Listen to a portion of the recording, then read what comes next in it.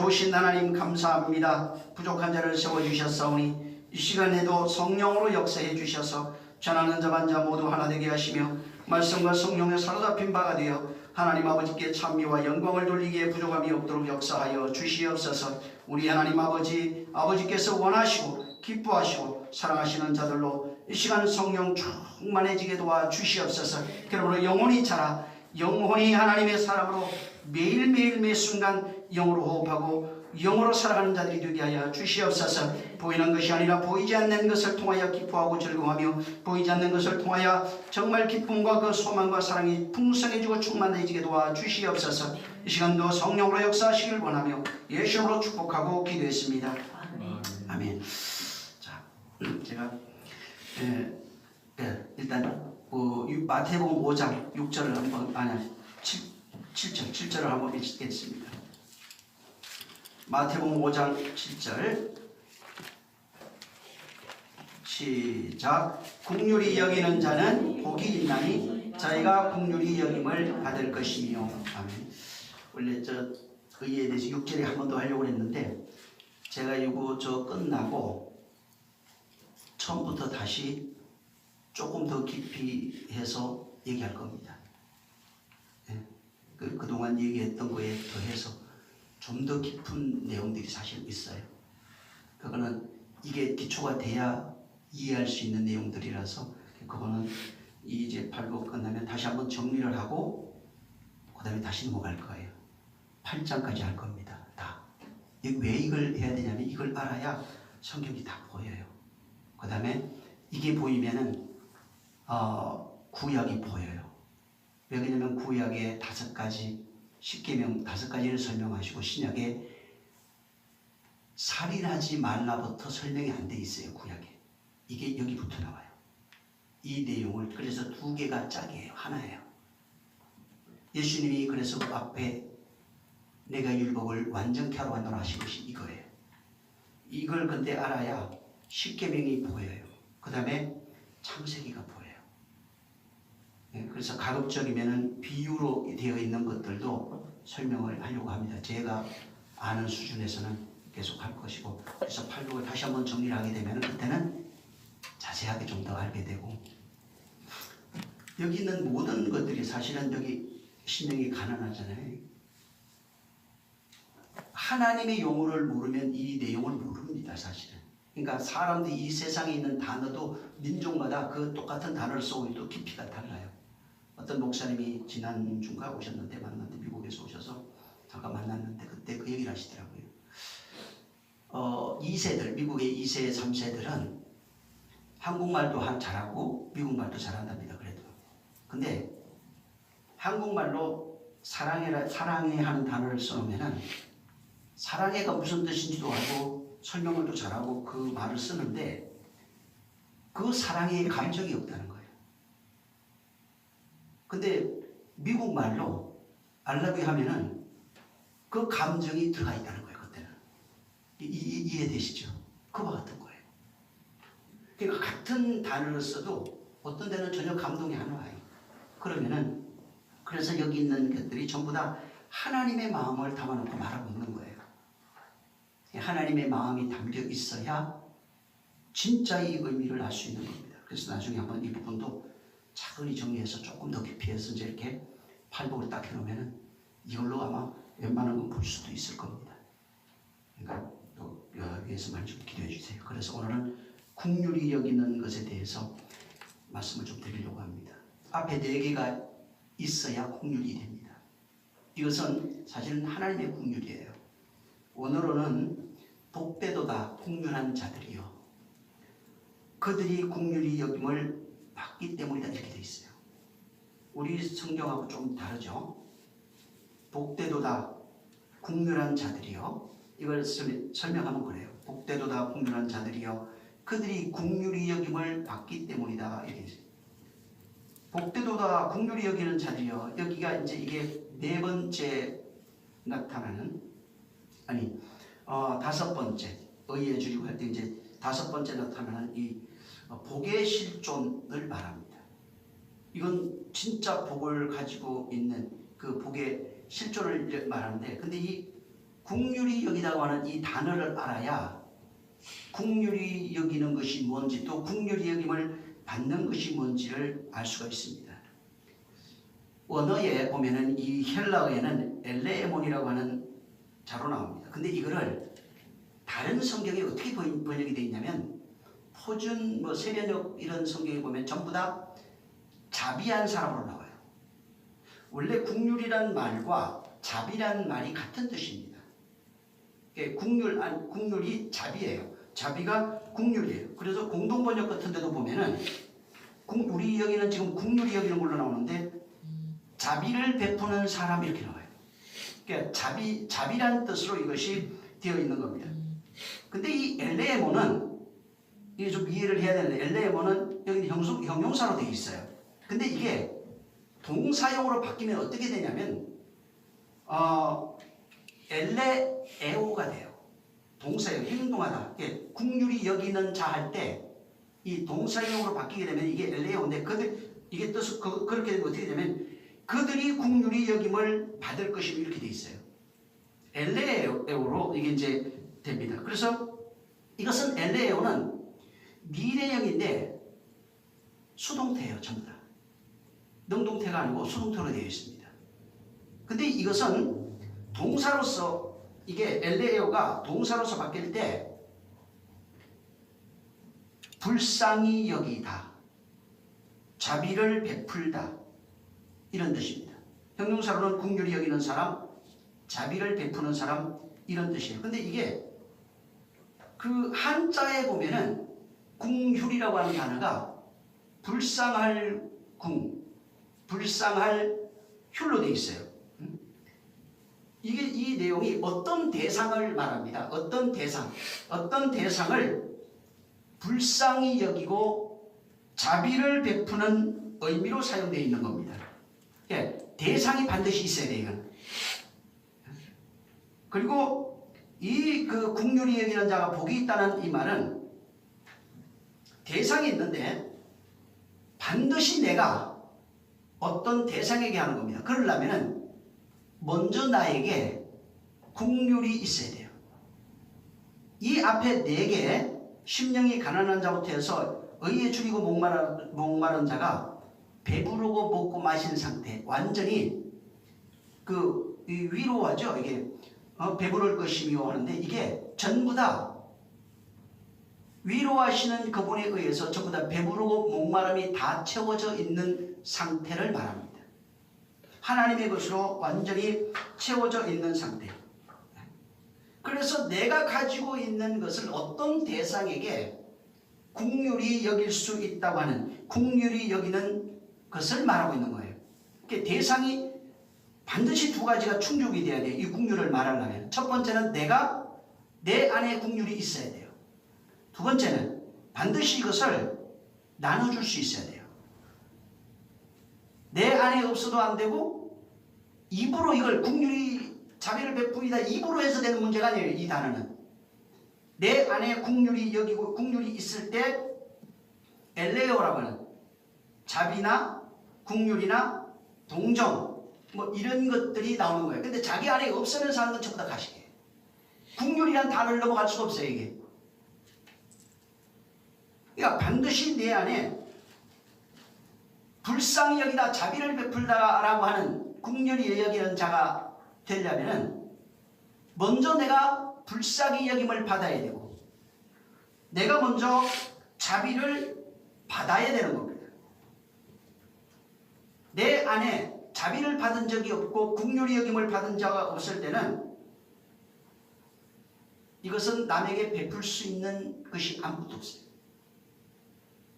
이 지금 그 3절부터 있는 내용이 3절부터 6절까지 있는 내용이 없으면은 5절을 7절을 넘어가지는 못합니다.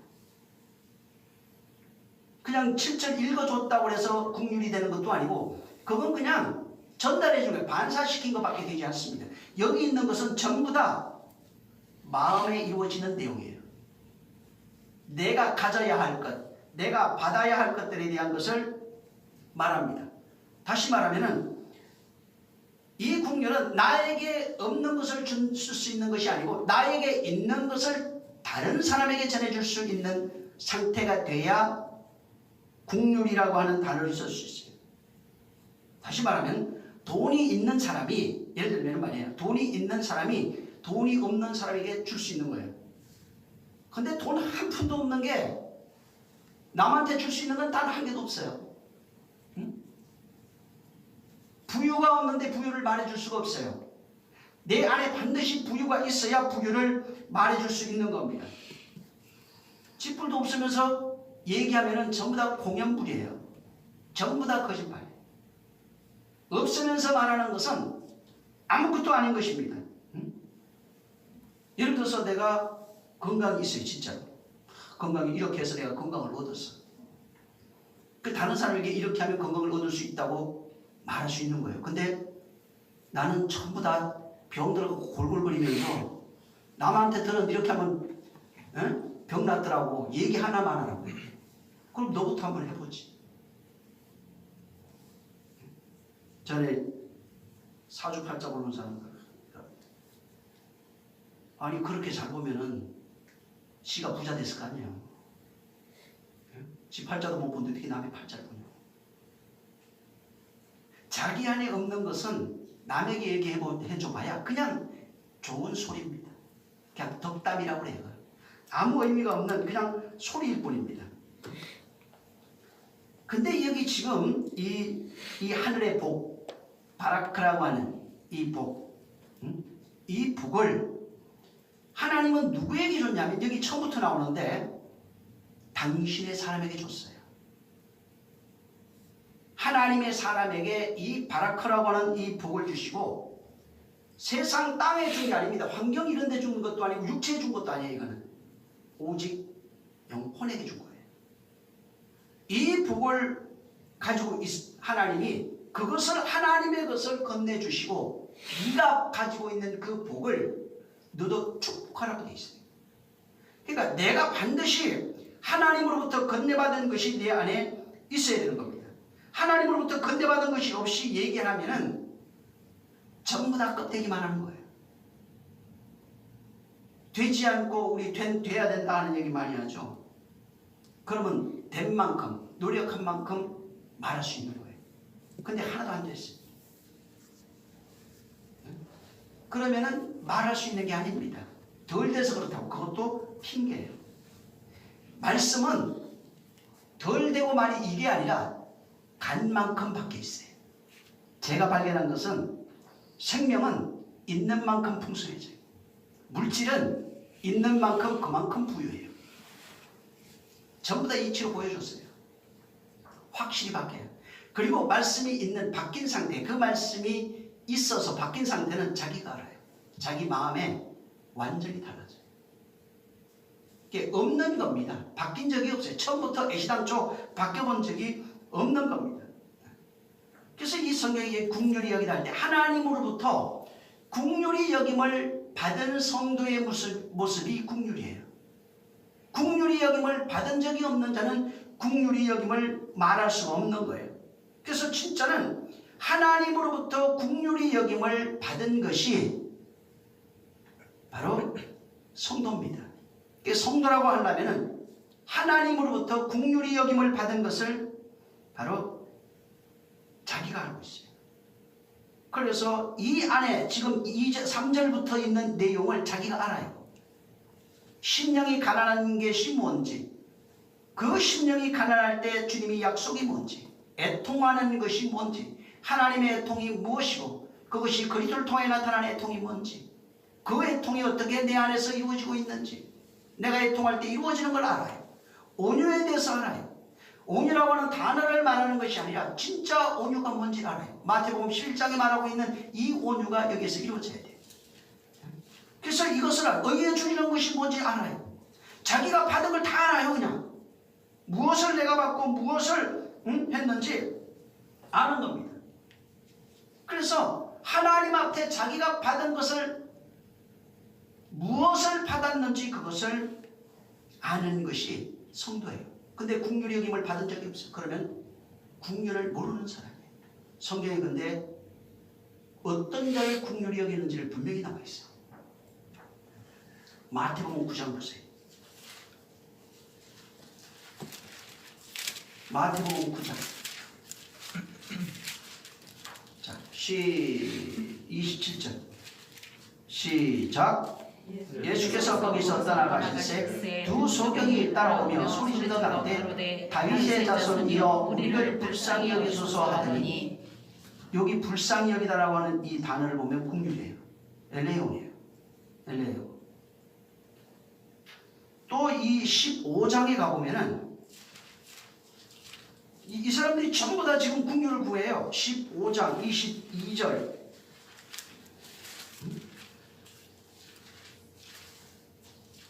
자, 22절 시작. 가나안 여자 하나가 그 지경에서 나와 소리질러 가로되 주 다윗의 자손이여 나를 불쌍히 여기소서 내 딸이 흉악한 귀신을 들렸나이다. 전부 다 나를 불쌍히 여기소. 17장 고엽이니까 17장 15절 보세요. 자, 시작. 주여 내 아들을 불쌍히 여기소서. 저가 간질이 심해 고생하여 자주 불에도 넘어지고 물에도 넘어지느니라. 이 계속 나와요. 18장 33절 시작. 내가 너를 불쌍히 여긴과 같이 너도 내 동관을 불쌍히 여김이 마땅하지 아니하냐고. 네. 전부 다 불쌍히 여기는 것이 마땅치 않냐. 20절 30절에도 소경이 막 소리질러요. 나를 좀 다윗의 자손이여 나를 불쌍히 여기소서.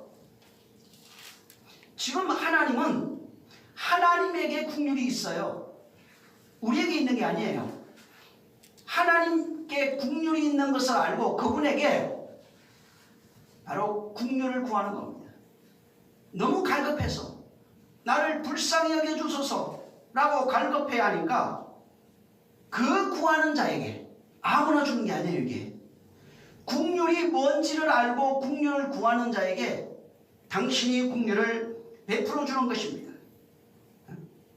그래서 긍휼히 여기는 자가 누구냐면 여김을 받는 자가 하나님으로, 복 있는 자가 누구냐? 하나님으로부터 긍휼히 여김을 받는 이 사람이 긍휼히 여김을 받는다는 겁니다. 하나님으로부터 긍휼히 여김을 받는 그 사람이 복 있는 사람이다, 이런 뜻이에요. 하나님으로부터 긍휼히 여김을 받는 사람, 그 긍휼을 가지고 있어요. 긍휼히 여김을 받은 그 사람이, 하나님으로부터 받은 긍휼이 있는 이 사람이 복 있는 사람이고, 그 사람이 다른 사람을 긍휼히 여길 수 있다 하는 얘기입니다. 다른 사람을 긍휼히 여기는 것은 내가 하나님으로부터 먼저 긍휼을 받은 겁니다. 그래서 아까 여기 지금 마태복음 그 18장에는 긍휼히 여기는 게 나오는데, 어떤 사람이 100데나리온 빚진 것을 주인이 탕감해 줬는데, 이 사람이 가가지고 자기에게 지극히 적은 금액 빚진 것에 대해서 동간 하나를 잡아다가 옥에 가다 놓고 갚으라 하는 거예요. 내가 너한테 긍휼히 여겼는데 너는 왜 긍휼히 여기지 않느냐고, 긍휼히 여기지 않는 것에 대해서 책망을 합니다. 여기 지금 마태복음 5장에 나오는 긍휼과 이 지금 18장에 있는 긍휼을 잘 비교해 보면은 긍휼히 여김을 받은 자가 긍휼히 여겨야 되는 것을 분명히 말하고 있어요. 시간이 없으니까 18장을 여러분들이 꼭 읽어보세요. 어떤 것이 긍휼인지를 거기 분명히 말하고 있고, 긍휼히 여김을 받은 그 사람이 복이라는 것을 말하고 있는 겁니다. 그래서 긍휼히 여길 수 있는 자, 긍휼히 여김을 받은 자는 그 32절부터 18장 35절에 쭉 보면은 너도 긍휼히 여겨야 된다는 겁니다. 긍휼히 여김을 받았는데 긍휼히 여길 줄 몰라. 정죄하고 판단하고 죽이고, 선악으로 보면은 죽습니다. 나도 죽고 그 사람도 죽입니다. 절대로 선악으로 보는 게 아니에요. 선악을 가지고 있는 자를 하나로 봐야 돼요. 하나로 살리는 겁니다. 그렇지 않으면 나도 죽어요. 그 사람도 죽이는 자가 되는 겁니다. 그래서 여기 아까 34절 봤지만은 내가 너를 불쌍히 여겼다는 거예요. 거기에 엘레오입니다. 너도 그렇다면은 다른 사람을 불쌍히 여겨야 되는 게 아니냐. 내가 너에게 자비를 베풀었다면 너도 다른 사람에게 자비를 베푸는 것이 마땅한 것이 아니냐. 그렇게 하지 않은 것에 대해서 빛을 갚을 때까지 옥에 가두라 이렇게 말하고 있는 겁니다. 이 국률이라고 하는 국률이 여김을 하나님이 국률이 여김을 하나님으로부터 국률이 여김을 받는 자, 그러니까 하나님이 국률이 여기는 자가 실상은 이 죄도 마찬가지입니다. 모든 인류가 선악과 먹고 난 이후에 옥에 갇혀 있어요. 하나님은 물론 죄악에 대해서 나중에 그 죄악을 담당하셨어요. 그리고 담당하심으로써 그 죄값인 형벌을 그가 당하신 겁니다. 원래는 그 형벌을 내가 당해야 합니다. 우리가 당해야 합니다. 자, 그 부분은 하나님이 해결하시겠다고 이미 창세기부터 말하고 있어요. 그러면은 선악과 먹고 난 이후에 어느 옥에 갇혀 있어요, 사람? 하나님은 처음부터 선악과 먹은 거에 대해서는 당신이 담당해요. 이미 성경에 한 사람으로 말미암아 죄가 들어왔고 다른 한 사람으로 의가 들어왔다 이렇게 말합니다. 처음부터 하나님은 우리를 지옥 보낼 생각이 없어요. 구원하시려고 말하고 있어요. 창세부터 그걸 말하고 있어요. 그러면 자유해야 될 거 아니에요? 처음부터. 근데 자유가 안 돼요. 선악 까먹은 영향이 전에도 얘기했지만 두 배로 보여요. 선악. 근데 이게 남한테만 그렇게 보이는 게 아니라 진짜는 내 자신에게 보여요. 먼저. 어떤 일을 했을 때 깨뜨렸어요. 이거 가지고 스스로 자기를 정죄합니다. 애들 보면 알아요. 그냥. 애들이 스스로 정죄받아서 가르쳐 준 적도 없어요. 근데 애가 뭘 실수하면은 엄마 아빠한테 혼날까봐 주눅이 들어가지고 얘는 어디에 갇혀 있는 거예요, 그럼? 스스로 만든 옥에 갇혀 있는 겁니다. 그걸 실상인 노아 홍수의 비유로서 옥에 갇혀 있는 것을 실상이라고 해요. 그렇지만은 진짜는 각 사람이 만든 옥에 갇혀 있어요. 선악이라고 하는 그 옥에 갇혀 있는 게 마음이에요. 전부 다 스스로 만든 감옥, 자기 감옥이 다 가지고 있어요. 하나님이 가둬놓은 게 아니라 전부 다 자기가 만든 감옥에다가 자기를 집어넣어놓고 끊임없이 어떤 사고를 칠 때마다 그 옥에 들어가서 나오질 수가 없어요. 겁이 나가지고 무서워서. 죄악의 문제는 누가 담당한다고? 성경에 끊임없이 내가 담당한다고 말하고 있어요. 지금도 마찬가지입니다. 처음에 물론 우리가 회개하라는 말이 있어요. 그건 내가 죄인인 것을 회개하는 건 맞습니다. 하지만 그 이후로 넘어지는 것들이 있어요. 물론 죄진 거 정확히 죄졌으면 행동을 나왔으면 해야죠. 그러나 그 모든 것들이 스스로 만든 마음의 죄든 무슨 죄든 스스로 만든 옥에다 자기를 가다 넣는 그게 죄예요. 그리고 분명히 죄가 바뀌는 사건이 나와요.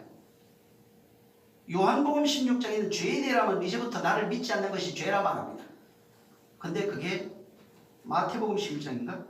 8장인가요? 지금 헷갈리는데 거기에 죄에 대한 얘기를 그 바리새인에게 물어요. 너 죄가 뭔 줄 아냐? 이렇게 물어요.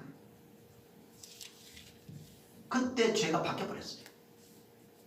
요한복음 16장에는 죄는 나를 믿지 않는 것이라 그냥 선언적으로 얘기를 한 것이고 거기에는 뭐라고 나오냐면은 내 말을 믿지 않는 게 죄라고 나옵니다. 그러면서 하는 얘기가 그 앞줄에 쭉 읽어보면은 내 말은 내 스스로 하는 것이 아니라 내 아버지께서 너희에게 한 말이다. 내 안에 계셔서 하는 말이다. 너희가 내가 하는 말을 믿지 않는도다. 내가 내 말을 믿지 못하겠거든. 내 하는 일을 보고 믿으라 이렇게 말합니다. 죄가 뭐예요? 말을 믿지 않고 하는 일을 믿지 않고 그가 하는 일을 아예 안 믿는 게 죄예요. 그래서 죄라는 개념이 완전히 달라져요. 이 부분도 나중에 자세하게 한번 설명할 겁니다. 죄라는 개념이 내가 뭘 실수해서 뭐 이게 아니라 그 죄악은 그분이 담당하셨어요. 근데 죄는 그분이 무슨 얘기 했는지 몰라요. 저는. 교회 다니는데 모르고 있어요. 무슨 그 말한 내용이 뭔지도 몰라요. 지금. 그분이 행하신 그 일이 무엇인지를 모르는 게 죄예요. 지금 뭐 잘못한 거, 두들기 팬 거, 물론 그것도 잘못했죠. 근데 그것보다도 진짜 죄는, 그보다 더 무서운 죄는 그때 하신 일과 말과 비유를 모르는 이게 죄예요. 그걸 모르니까 못 믿어요. 그래서 나를 믿지 않는 게 죄입니다. 그래서 그분이 지금 스스로 만든, 인간들이 스스로 만든 감옥에, 옥이라고 하는 감옥, 마음의 옥을 만들어 놓고 절대로 여기서 못 빠져나오고 있어요. 거기에 갇혀 있는 자들에게 보여주신 겁니다. 그분이 뱀으로 오셔서 뱀으로 심판받았어요. 이 내용이 학가들 탄인입니다. 그래서 광야에서 불뱀에 물린 자들이 거기 뱀이에요. 놋뱀을 쳐다보면 살 수 있도록 만들어 놓으신 거예요. 그래서 히브리서에 바울이 바로 불뱀에 물린 자가 놋뱀을 쳐다보면 산다고 말하고 있는 거예요. 그 뱀이 누구냐? 예수 그리스도라고 바울이 설명을 해놨어요. 근데 예수 그리스도를 뱀이라고 그러면 또 이단이라고 그럴 거 아니에요. 근데 성경에 분명히 그가 놋뱀이라고 말하고 있어요. 다시 말하면 그가 뱀으로 오지 않으면은 뱀으로서 저주받을 수가 없어요. 죄인의 몸으로 오지 않으면 죄인으로 저주받을 수가 없어요. 신으로 왔으면 아무도 그를 못 죽여요. 죽일 수가 없어요. 그냥 전능하신 분으로 나타났다면 그 앞에 서는 족족 모든 죄악을 가진 존재는 소멸되어 버려요. 그래서 여기 그가 스스로 만든 그 옥에 뱀이 되어 갇혀있는 자들, 그리고 네가 뱀이다 라고 보여주면서 뱀을 찾아 내가 뱀이라는 것을 알아야 됩니다. 그래서 뱀으로 오셔서, 사람으로 오셔서 그가 뱀으로 심판을 받으시고 뱀으로 살고 있는 자들을 구원해 주는 거예요. 듣지 못하는 귀가 열린 거예요. 그래서 벙어리 귀, 벙어리 뱀, 이렇게 귀머거리 뱀 뭐 이렇게 얘기하잖아요. 이때부터 귀가 열리기 시작해요. 그래서 성경에 마태복음 처음부터 이적이 나오기 시작하는 겁니다. 귀 열어주는 거, 눈 열어주는 거, 각색 병들이 다 나와요. 저는 자들, 병든 자들, 가난한 자들. 가난하니까 세상 가난한 게 아니라 전부 다 영적인 거예요. 이 가난이 여기 가난이에요. 가난한 자들, 병든 자들, 영혼이 병든 자들입니다. 그것을 육체가 병든 걸로 보여준 거예요. 이렇게. 이런 사람이 주님의 앞에 와서 귀가 열리기 시작하고 눈이 보이기 시작하고 입이 열리기 시작하고, 율법으로 살아가던 자가 진리로 이제 두 다리, 한쪽 다리로 절면서 살아가던 자가 율법과 진리로 걸어가면서 시작합니다. 이것을 주님이 비유로서 보여준 것입니다. 그래서 우리를 구원하신 그 내용, 우리를 그가 뱀으로 오셔서 뱀으로 심판받고 뱀으로 살고 있는 자들을 구원하신 그 내용이 국률이에요. 국률은 내가 뱀인 것을 알아야 돼요. 그리고 내가 뱀으로서 스스로 만든 옥에 갇혀 있어요. 예수님이 뱀으로 오신 것을 보고 뱀으로 심판받아 죽어버렸어요. 그것은 너를 위한 것이에요. 나의 모습이래요. 그리고 뱀으로 살아가고 있는 귀머거리, 봉어리, 봉사로 살아가고 있는 이 뱀을 구원하시는 내용이 국률이에요. 국률이라고 하는 게 그냥 불쌍히 여겼구나 이 단어를 말하는 게 아니고 불쌍히 그 국률의 내용이 그거라 이 말이에요. 이 국률의 내용을 모르면은 내가 국률이 여김 받은 그 내용이 뭐냐고요. 국률이 여김을 받은 거, 자비함을 받았는데 자비함을 받은 그 내용이 뭐냐는 거예요. 그게 죄악에서 우리를 구원해서 우리를 진리로, 그분의 말씀으로 진리로 먹이시고 입히시고 마시게 하셔서 하나님의 아들, 죄악에서 구원해서, 국률이라고 하는 것은 죄악에서 구원하는 의미까지 해요. 그 이후에는 복이에요. 다. 거기서 구원의 하나님의 아들 만드는 모든 그 과정들이 국률의 내용이에요. 이 국률의 내용이라고 하는 구약에는 헤세드라고 하는 단어를 썼는데 이 단어는 굉장히 많은 뜻으로 번역이 되어 있어요. 국률, 자비, 은혜, 사랑, 인애 전부 다 이런 뜻으로 여러 가지 헤세드가 번역이 되어 있어요. 그래서 이 단어를 종합해보면 전부 다 죄 아래 속하여 그 죄악의 종로로 타고 살아가고 있는 인생들에게 그분이 다가와서 베푸시는 내용들이에요. 그들을 사랑하시고 그들에게 인애를 베풀어 주시고 그들에게 자비를 베푸시고 그들에게 긍휼히 여기시는 그 하나님의 마음이에요. 그래서 인생, 사람의 인생의 뱀의 삶이라 해요. 뱀에 속하여 종노라가고 있는 그 삶을 그분이 보신 겁니다. 그래서 사람으로 오신 거예요. 다시 말하면 뱀에게 종노릇하고 있는 그 모습을 보시고 뱀으로 그가 오셨어요. 뱀으로 오셔서 너희가 뱀이라고 말하고 있는 거예요. 네가 바로 뱀이라고 하는 겁니다. 그래서 뱀으로 오셔야 뱀 아래 종노릇하고 있는 자를 구원할 수 있는 겁니다. 사람으로 오셔야 저주받은 인생들을 구원할 수 있는 거예요. 이게 안 되면은 국률이라는 것을 말할 수가 없어요. 그래서 이 뱀으로 얘기하는 이유가 죄악에서 구원하는 하나님의 비밀 지혜를 담아놓은 겁니다.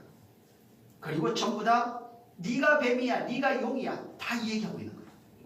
그리고 거기에 속하여 죄악으로 뱀으로 하나님을 보지도 못하고 듣지도 뱀 안 보여요.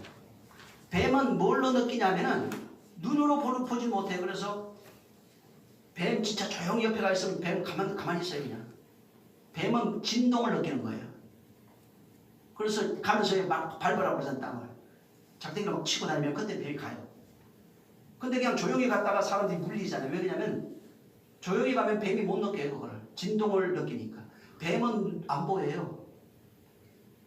저기에서 일하고 그러나 뭐 주파수 이렇게 보내가지고 그렇게 하는 겁니다. 귀가 없어요. 뱀은 아예. 그러니까 듣지도 못하고 보지도 못해요.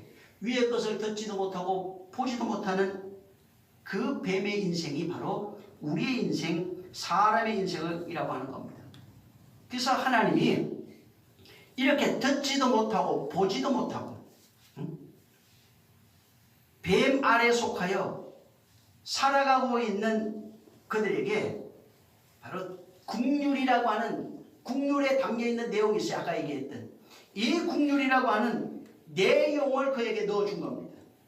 죄악에 대해서 죄를 담당하시고 죽고 부활하시니 우리를 죄악에서 구원하는 이 내용이 국률이에요. 국률이 여기다가는 불쌍히 여기다 이것만은 뭐 불쌍히 여긴 내용이 뭐냐 이 말이에요. 그게 죄악에 속하여 죄악에서 죽어가고 있는 태어나 죄악에서 잉태하여 죄악으로 살다가 죄악으로 죽어가고 있는 인생들을 그가 인생으로 오셔서 그와 똑같은 인생으로 오셔서 죄악을 담당하시고 죽고 부활하여 우리를 구원하신 그것이 국률이에요. 이 내용을 모르면은 국률 아무리 얘기해도 흔들립니다. 이 내용을 아는 자가 진짜로 국률이 여김을 받을 수 있는 겁니다. 그래서 이 국률이 여김을 받은 자가 하나님으로부터 이 내용을 전달받았어요. 국률이 여김을 전달받은 자가 국률이 여기는 자가 되는데 성경에 국률이 여기는 자가 되라고 했을 때 그걸 뭘로 표현한 줄 아세요? 구제입니다. 구제라니까 밥 나눠주고 밥 퍼하는 게 아니고 네가 받은 국률을 가지고 네가 이 국률을 전해주는 자가 되라 하는 것을 전부 다 구제로 표현해놨어요. 그러니까 인간들이 이 성경 봐도 모르는 거예요. 그러니까 전부 다 남 도와주는 걸로. 물론 그 넓은 의미에서는 그 뜻도 들어가 있는 건 맞아요. 거기 뭐 100% 틀렸다 할 수는 없지만은 바로 국률의 내용을 전해 받은 그 사람이 이 국률의 내용을 전해주는 겁니다. 한마디로 내가 전달받은 것은 진리라. 진리가 뭐냐? 말, 비유, 행하신 일이에요. 이걸 내가 받았다. 그가 행하신 일이 죄악에서 우리를 구원하시는 일이에요. 죽고 부활하시는 일. 그리고 그가 우리에게 아버지 말을 전해준 겁니다. 그리고 이 땅에서 죄인이, 뱀이 하나님이 되는 그 과정을 비유로서 다 수놓은 거예요. 그래서 성경이 말하는 모든 비유가 인간적으로 보여지는 비유 정도가 아닙니다. 사실은 엄청난 비유를 하고 있어요. 마태복음 25장에 있는 이 비유도 일반적인 비유가 아니에요. 이것은 계시록에 나오는 3장에 나오는 비유와 그대로 그것을 풀어놓은 거예요. 근데 그게 매치가 안 돼요, 사람들이. 왜? 안 될 수밖에 없어요. 전혀 다른 뜻을 보니까. 그래서 이것들이 바로 하나님께서 국률이 여긴 자, 국률이 여겼다고 하는 것은 그분의 국률의 내용을 그에게 전해준 겁니다. 그리고 국률이 여기는 자가 구제할 수 있다고 이렇게 되어 있는 겁니다. 이 구제라고 하는 단어가 엘레에모시네라고 하는 단어인데 이게 불쌍히 여기다, 자비하다, 자선하다, 구제하다 이런 뜻으로 되어 있어요. 잠언서 11장 24절에 보면 헛터 구제하여도 더욱 부하게 되는 일이 있나니 이 여기에 구제가 나오는데 이 또 28장 27절에 가난한 자를 여기 심령이에요. 이게 가난한 게 그 심령을 말하고 물론 육체 가난한 것도 모형입니다. 그것도 이미 영혼에 가난한 것을 알고 영적으로 부유해진 사람은 육체적인 거 얘기 안 해요. 진짜 육체적인 거 없으면 준다니까. 그건 그냥 당연하게 나타나는 것이고 진짜 주는 것은 이것을 통해서 그 안에 담겨있는 내용을 그에게 전달하는 자예요. 그래서 거기 가난한 자를 구제하는 자에 심령이에요. 그것도. 궁핍하지 아니하리라 목번치 하는 자는 저주가 있다. 마태복음 6장 2절에도 보면은 여기 그 뒤에인데 이걸 한번 읽어봐요. 6장 2절. 여기 그냥 4절까지 읽어보세요. 이게 구제에 대한 내용이 있어요. 시작. 그러므로 구제할 때에 외식하는 자가 사람에게 영광을 얻으려고 얻으려고 회당과 거리에서 하는 것 같이 너희 앞에 나팔을 불지 말라. 진실로 너에게 이르노니 저희는 자기 상을 이미 받았느니라. 너는 구제할 때에 오른손이 하는 것은 왼손이 모르게 하여 내 구제함이 은밀하게 하라. 은밀한 중에 보시는 너의 아버지가 갚으시리라. 누가복음 12장 33절에도 너의 소유를 팔아 구제하여 낡아지지 아니하는 주머니를 만들라 이렇게 나와요. 거기는 낡아지지 않는 주머니가 뭐예요? 마음 주머니입니다. 보여지는 그런 주머니가 아니라 마음 주머니예요. 내가 국률이 여김을 받은 그 사람, 국률의 내용을 전달받은 이 사람이 그 내용을 가지고 다른 사람을 국률이 여기는 겁니다. 그걸 구제라고 얘기하는 겁니다. 이 구제에 대해서는 또 나중에 한번 찾아볼 겁니다. 그래서 진짜는 내 안에 일어나는, 내 안에서 일어나는 일들이에요. 하나님께서 나를 국률이 여기신 것처럼 바로 내가 전달받은 그 국률로 내가 국률이 여김을 받아서 복 있는 자가 되면 나도 또한 내가 전달받은 그 국률로 다른 사람에게 이 국률을 전해줄 수 있는 겁니다. 국률이 없는 자는 국률을 절대로 전해줄 수 없어요. 국률의 내용이 뭔지를 모르는 사람은 국률을 가서 말해줄 수 없는 겁니다. 그래서 국률로 구제하는 거예요. 다른 걸로 구제하는 게 돈 이런 게 아니라 물론 그건 그냥 국률을 가지고 있는 사람은 얘기 안 해도요. 배고픈 자 보면 먹이고 가난한 자 보면은 챙겨주게 돼 있고 헐벗으면은 옷 있는 거 주게 돼 있고 오리 가자면 심리 가요. 근데 국률이 없는 사람은 그것을 할 수가 없는 겁니다.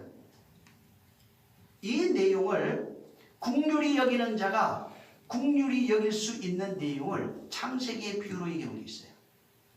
창세기 한번 보세요. 41장.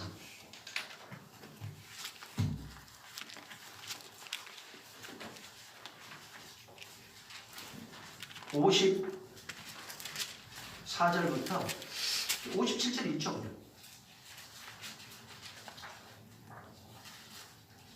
시작. 각국 백성도 양식을 사려고 애굽으로 들어와 요셉에게 이르렀으니 그들이 온 세상에 심하였더라. 54절.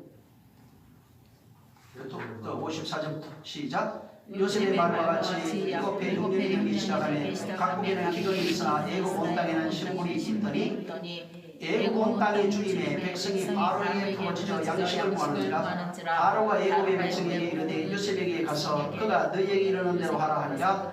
온 지면에 기근이 있음에 요셉은 모든 창고를 열고 애굽 백성에게 팔세 애굽 땅에 기근이 심은지라. 여기 그대로 놔두고 50장을 한번 가보세요. 이 요셉이 지금 자기 얘기하고 있는 거예요. 여기는 내용, 이 지금 읽었던 내용이 어떤 내용인지를 한번 그냥 간략하게 얘기한 건데 여기도 한번 다 보면 좋은데 시간이 없으니까 20절만 시작. 당신들은 나를 헤아려 하였으나 하나님은 이것을 선으로 바꾸사 오늘과 같이 만민의 생명을 구원하게 하시려 하셨나니. 여러분 아까 저 41절에 같은 내용 것을 본 것 같지 않아요? 이게 어디서 나왔을까 이게? 똑같은 내용이 나와요. 출애굽기에 나와요.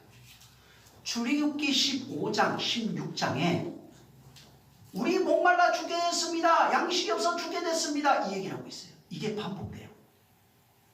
성경은 전체가 마시는 얘기, 먹는 얘기, 입는 얘기를 하고 있어요. 이것을 모양만 다르게 해서 하나님께서 먹이시고 입히시고 마시게 한다는 것을 계속해서 반복적으로 보여주고 있는 거예요. 요셉은 양식을 가지고 있어요. 저들이 양식을 구했는데 양식이 없어요. 누구에게만 있어요? 요셉만 가지고 있어요. 이 요셉이 나중에 이 창세기 마지막 장에 요셉이 양식 나눠주는 자로 나오는데 마태복음에 가면은 이것은 육의 양식을 통해서 어떻게 양식을 나눠주는지를 보여주고 있어요. 양식 가진 자가 나눠준다는 것을 말하고 있어요. 목마르고 배고프고 헐벗은 자들이 나 목말라요. 나 먹을 것이 없어요. 마실 것이 없어요. 입을 것이 없어요. 죽게 됐다고 아우성 칠 때 하나님이 먹이시는 것을 출애굽기에서 보여줬고 50장에 가면은 이 창세기 50장에서 이 양식을 가진 자가 요셉이라고 말하는데 그 요셉이 마태복음에 가면은 예수 그리스도의 아버지 요셉과 마리아에게서 요셉의 아내 마리아에게서 예수 그리스도라는 칠한이가 나와요. 하나님의 아들이 나와요. 요셉이 양식을 진짜 양식을 건네주는 자가 이분이다 하고 전달하고 있는 거예요. 창세기까지는 모형으로서 양식을 가진 자가 양식을 나눠줍니다. 그 양식은 출애굽기는 하나님이 주신 것이라고 말하고 있고 예수님도 그 양식은 하늘에서 준 그 만나는 내 아버지께서 주신 것이다 이렇게 말하고 있고 요한복음 6장에 그리고 이 지금 마태복음에서 그 하늘에서 주는 그 양식을 예수 그리스도 이 사람이 준다. 이분이 준다고 얘기하고 있는 겁니다. 그곳으로 구제하는 자가 누구예요? 하나님이 못 먹고 못 입고 헐벗은 자들을 구제하셔 국률이었겠다는 거예요. 누구처럼? 요셉이 그것을 모형으로 보여준 거예요. 진짜 이제 영혼이 목마르고 배고프고 영혼이 헐벗고 있는 자들에 대해서 누가 양식을 나눠주느냐? 저분 예수 그리스도만이 진짜 하늘 양식을 나눠줄 수 있는 분이다. 그래서 내가 이르는 말이 영이요 생명이다. 말이에요. 아까 말, 비유, 행하신 일이 조금씩 차이가 있어요. 그 내용도 알면 엄청나게 도움이 될 겁니다. 비유로 하면 전부 다 비유입니다. 성경에. 예수님의 말씀. 직접 가서 일하셨던 병 고치는 게 전부 다 비유예요. 그러니까 그게 실상, 인간들이 볼 때는 다 실상이지만은 그 속에다가 하늘의 실상을 하나님이 보실 때는 비유고 우리가 볼 때는 일어난 일이고 그 속에다가 그것을 통해서 하나님의 진리를 담아놓은 거예요. 거기다. 그 내용이 진리예요. 이 여기 지금 이 창세기 42장, 41장, 그 다음에 이 그 50장에 나오는 이 내용은 여기 잘 보면 양식을 관장하고 주장하는 자가 요셉으로 나옵니다. 신약의 이 원리를 구약의 비유로서 정해주시고 신약에도 똑같이 하나님의 백성, 하나님의 형제를 구원하는 원리를 여기다 담아놓은 거예요.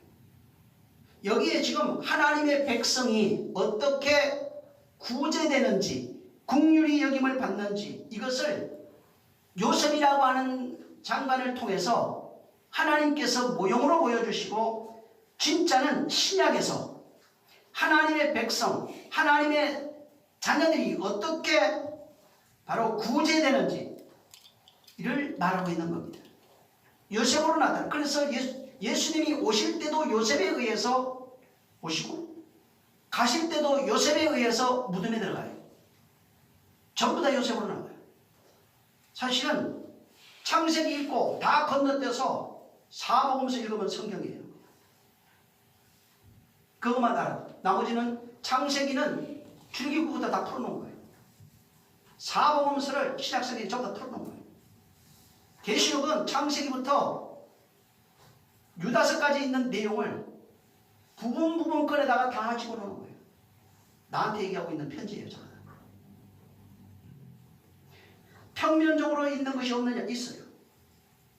이 속에 뭘 담아놨어요. 다만 사람들이 이걸 가지고 맞느냐 틀리냐 싸우고 있는 거예요.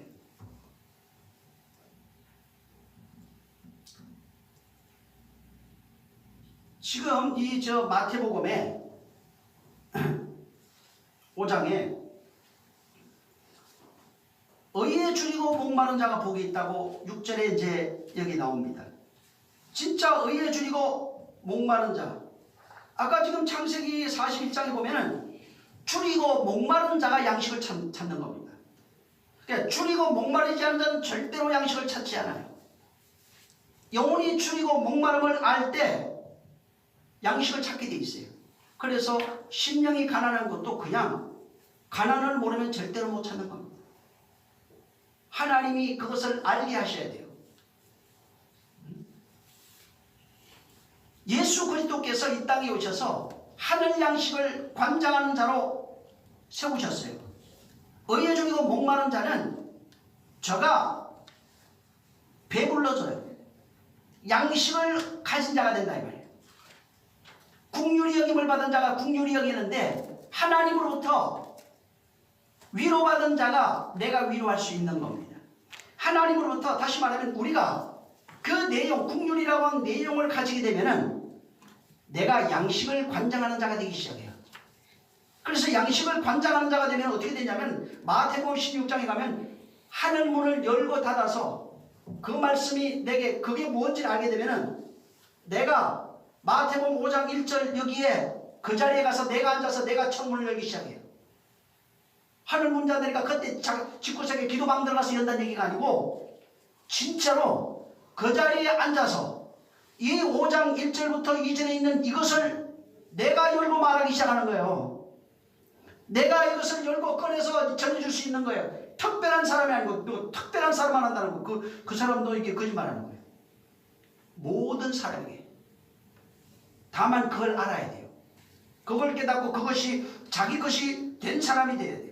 그래서 진짜는 양식이 없어서 배고프고 물이 없어서 목말라 하는 모든 사람들, 하늘 양식을 사모하는 자들을 구제하는 게 진짜 구제예요. 아무에게나 뿌려주는 게 아니라 양식을 주님도 잘 보면 양식을 찾지 않는 자에게 주지 않았어요. 아멘 주 예수여 나를 불쌍히 여기소서 하는 자들에게 전해주는 겁니다. 오늘날은 너도 먹고 떨어지고 너도 먹고 떨어지고 꼭 무당 구다듯이 이게 아니에요. 진짜는 예비된 자들이 있어요. 전도는 아무나 할 수 있어요. 예수 믿으세요 구원받으세요 이거는 예외 주줄 수 있어요. 근데 그 양식을 관장하는 자가 따로 있어요. 하늘의 양식을 알고 있는 사람만이 관장할 수 있어요. 그것을 전해줄 수 있는 거예요. 죄에서 구원받으세요는 침례 요한도 한 얘기입니다. 응? 그것은 예수님 당시에 아직 성령 받지 못한 자들도 얼마든지 할 수 있어요. 그 얘기를 하는 게 아니에요. 하늘 성령으로 하지 않으면 성령으로 듣고 말하고 행동하지 못하는 사람은 그 양식을 관장할 수 없어요.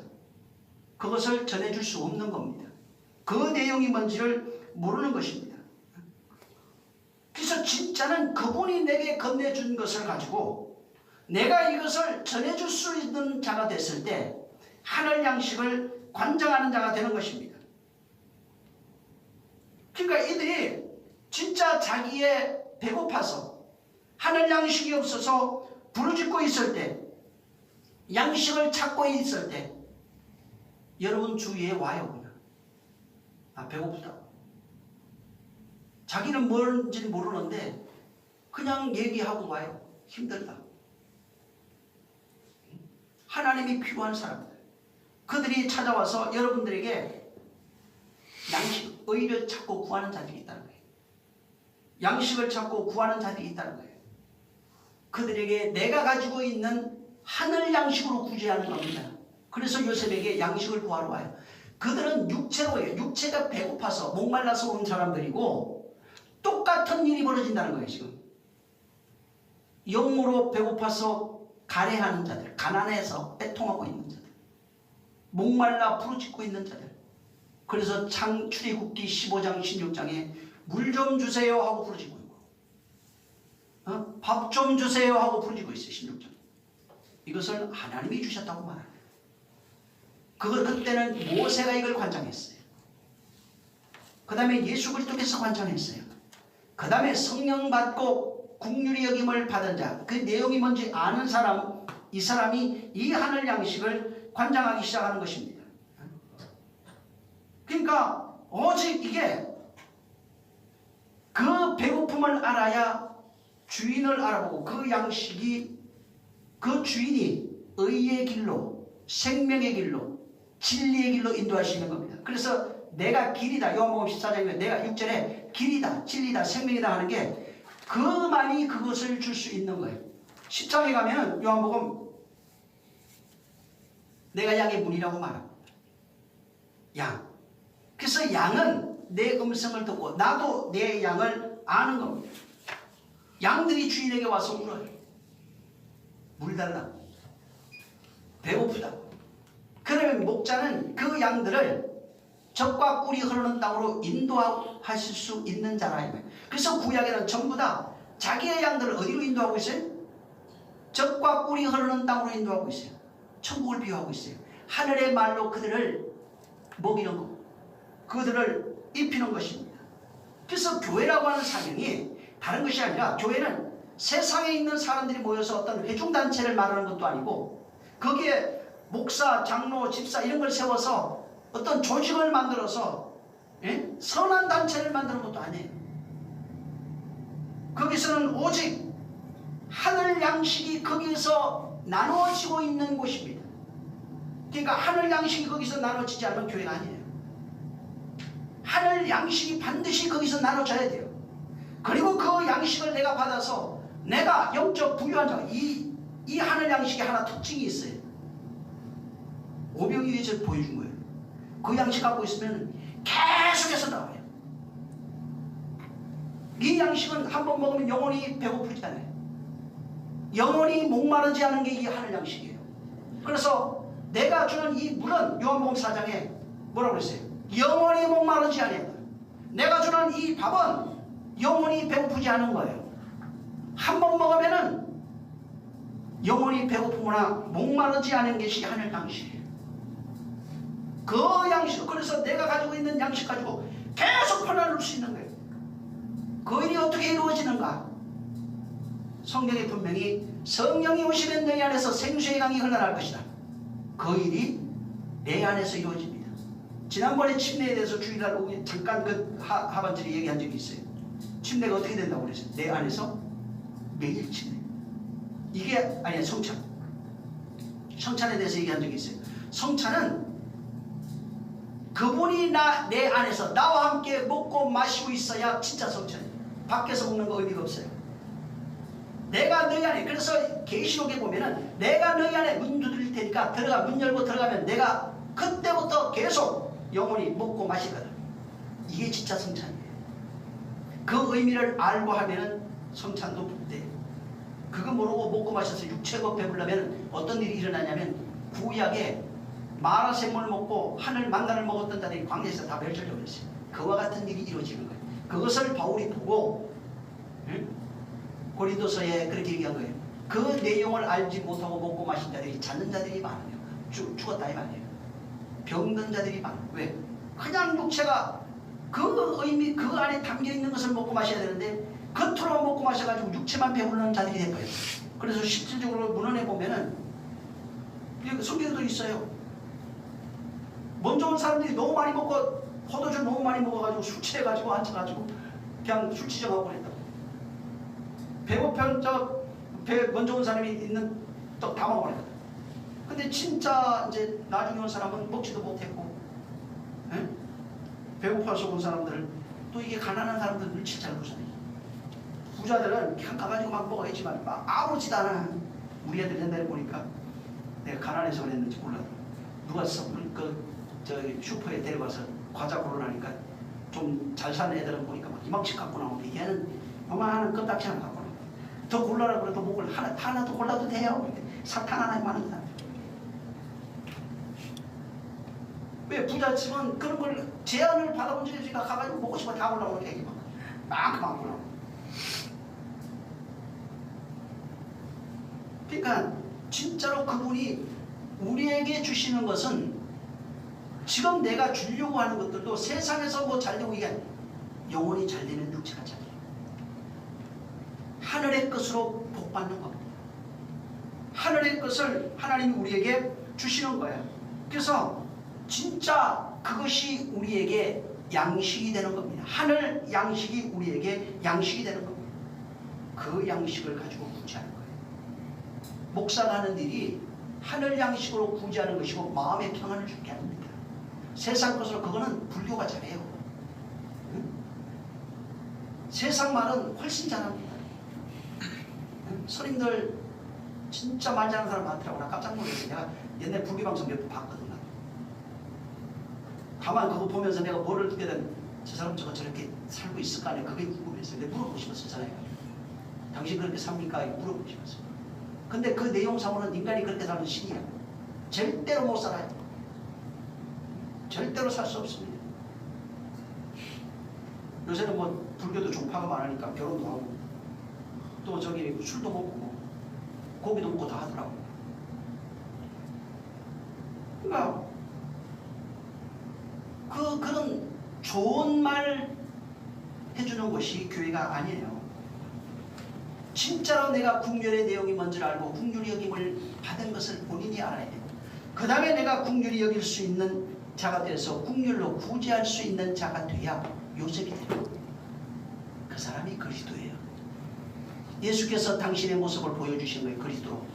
그가 국률 양식을 가진 자가 돼서 국률이 여기는 자가 국률이 여기셨고 그리고 그것을 나눠주는 자로서 보여주시고 성령이 오시면 너도 이와 같은 일을 할 것이다.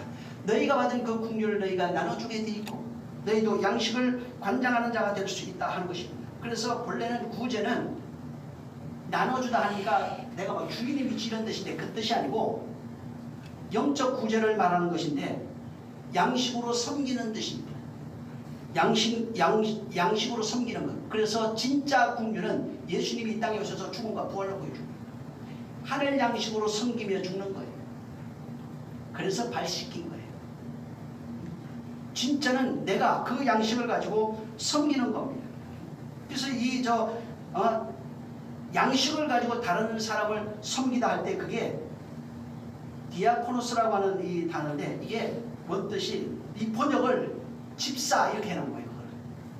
집사라는 뜻이 디아코노스인데 이게 집사 혹은 섬기는 자 혹은 일꾼 이렇게 합니다. 일꾼 이렇게 번역이 되죠. 그러니까 하늘 양식을 내가 가지고 있고 그것을 가지고 섬기고 봉사하다는 뜻이에요. 그래서 봉사라는 말이 예배라는 뜻이고 그러니까 주장하는 자를 말하는 게 아니라 말 그대로 발 씻기는 자, 일꾼, 하늘 양식으로 예수님이 일꾼 되신 거예요. 예수님이 집사가 된 거예요. 예수님이 발 씻기는 자가 된 거예요. 섬기는 자가 돼버린 겁니다. 그래서 여기 마태복음 20장에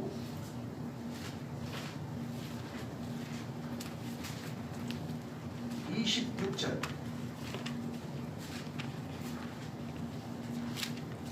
여기 이게 번역이 여러 가지로 돼 있어요. 이 집사라는 단어가 이게 디아코노스가 이게 집사인데 이게 여러 가지로 돼 있어가지고 사람들이 좀 오해한 거예요. 26절 시작.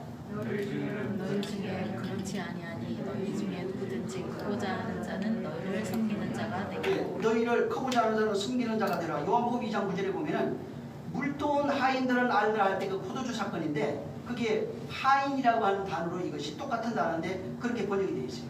로마서 13장 4절 이하에는 하나님의 사자로 또 번역이 되어 있어요.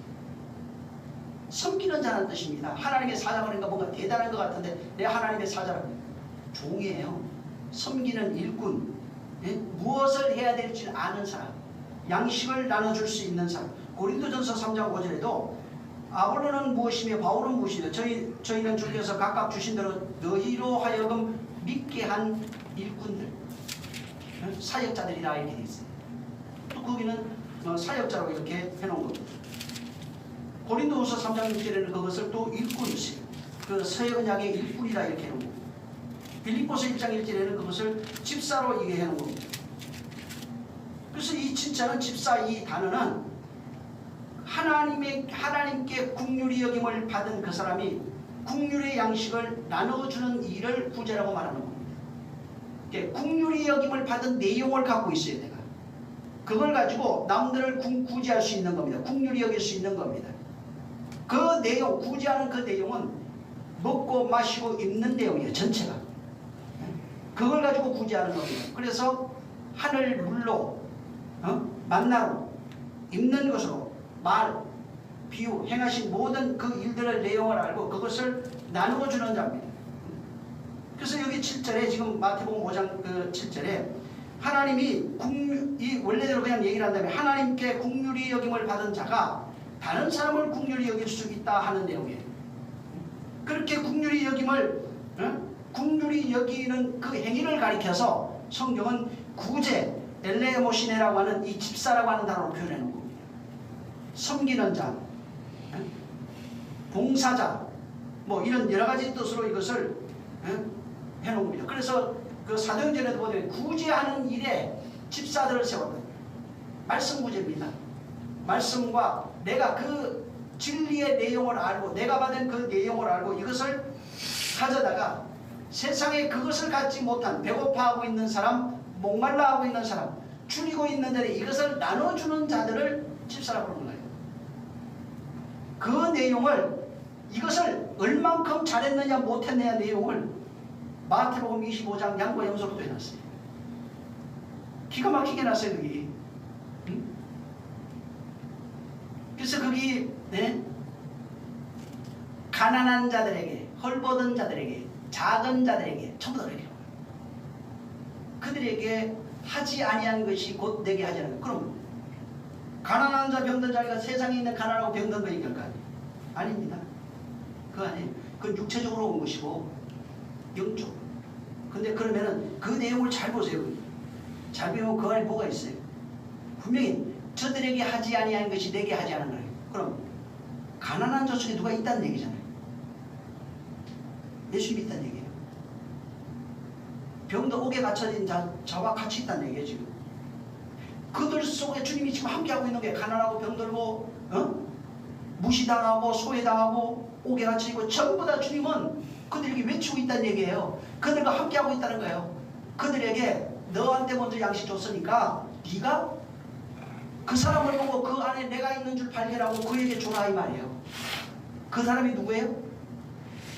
하늘의 것이 없어서 애통하고 있는 사람, 가난해서 목말라서 소리치고 있는 사람, 배고파서 소리치고 있는 이런 사람들을 말하는 거예요.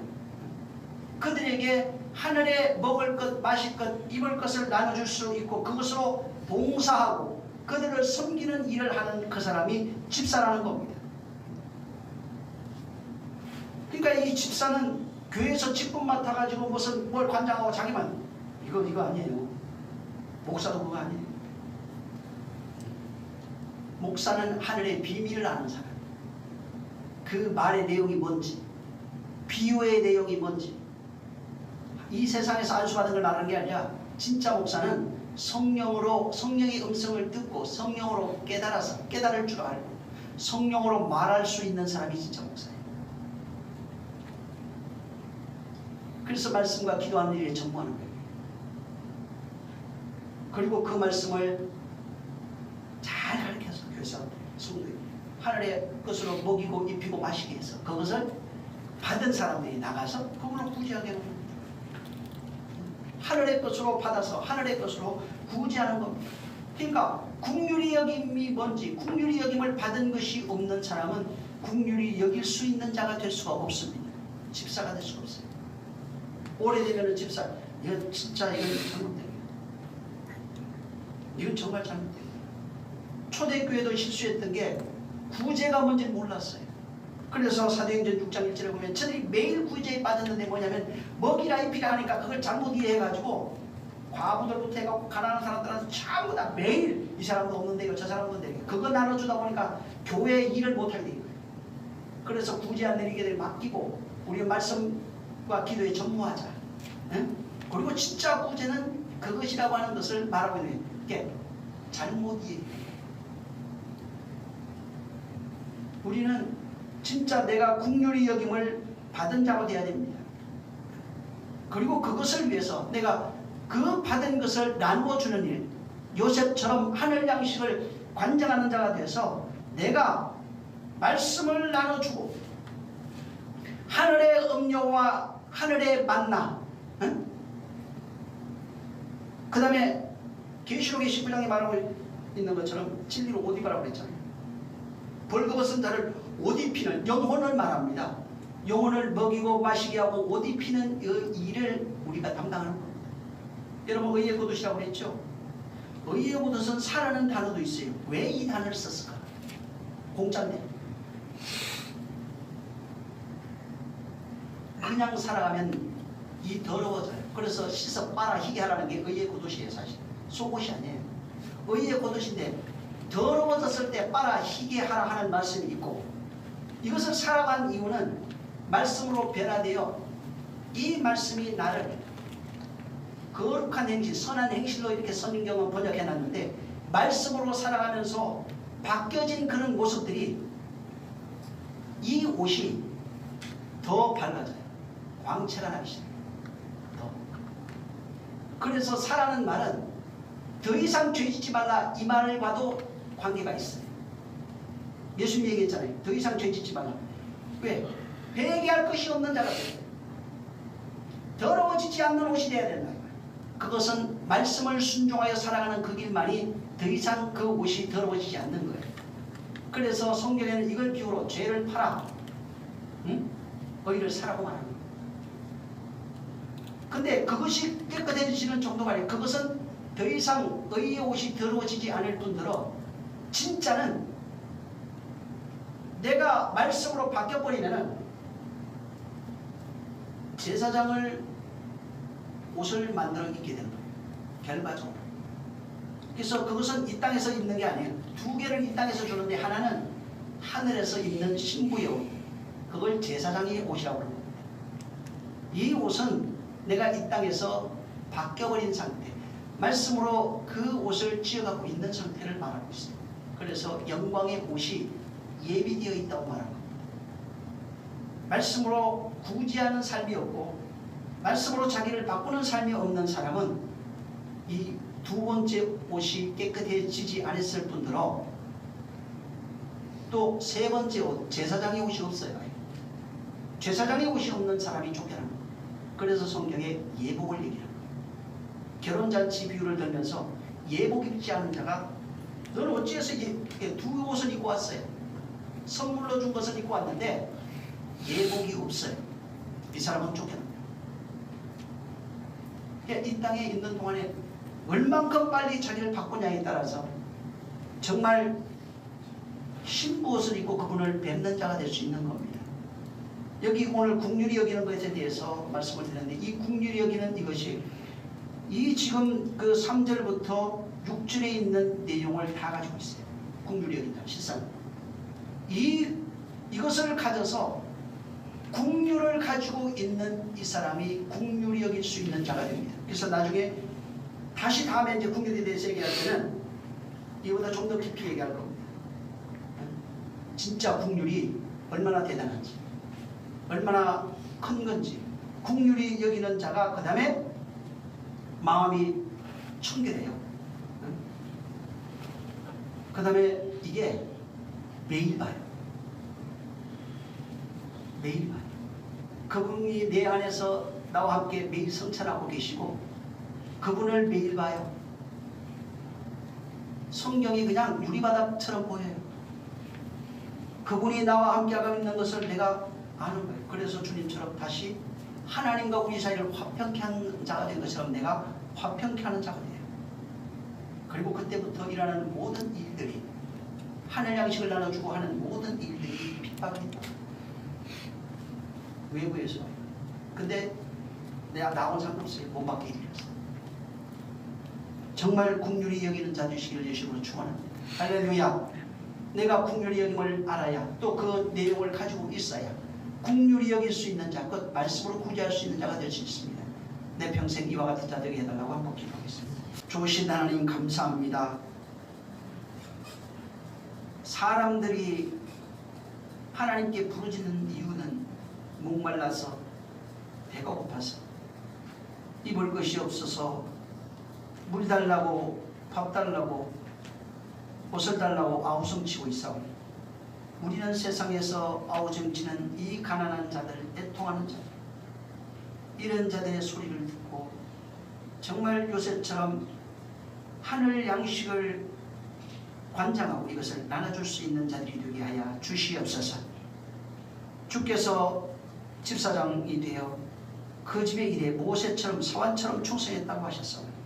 우리도 정말 예수 그리스도 실상으로 오셔서 하늘 양식을 관장하시고 그 양식을 나눠주신 것처럼 이제는 우리가 성령으로 말미암아 예수 그리스도를 모신 자가 되어 하늘 양식을 관장하는 자들이 되었사오니 내가 받은 그 국류를 알고 하늘 양식 먹을 것, 마실 것, 입을 것을 관장하며 이것을 나눠주며 봉사하고 섬기는 온전한 집사들이 되게 하여 주시옵소서. 하나님 아버지, 집사라고 하는 세상에 타이틀 단어를 가진 자가 아니라 진짜 하늘 양식을 나눠줄 수 있는 목마른 자에게 목이 말라 부러지고 배가 고파 부러지고 옥에 갇혀 부러지고 옷이 없어 부러지고 병들어 부러지는 자들에게 하늘 양식을 나눠주는 섬기는 진정한 집사자들이 될 수 있도록 역사하여 주시옵소서.